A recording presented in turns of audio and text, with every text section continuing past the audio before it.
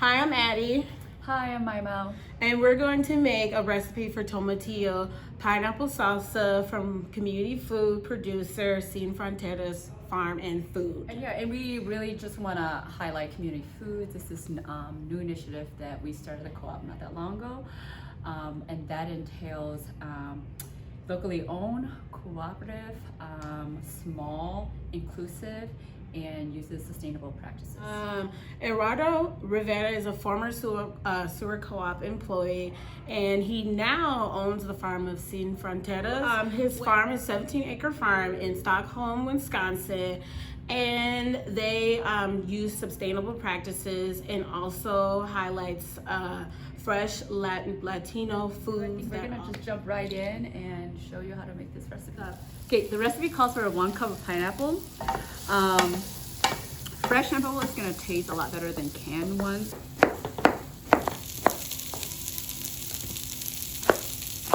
Then we add the pineapples in here.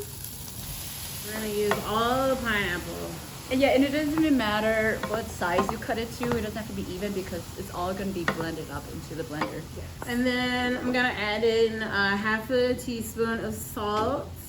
And then we have 1 teaspoon of oregano. I'm just gonna cook that in there. As you can see, some of our peppers are starting to char as well as our tomatillos. It smells delicious. And if you love the smell of sweet and spicy, you'll like this. Ooh, it smells really good. A good bowl. I just want to make sure there's no chunks and it's looking pretty good in here. All right, so we're gonna put our mixture in this bowl. And we're just going to add in our onions, cilantro, and then we're gonna squeeze in the lime juice.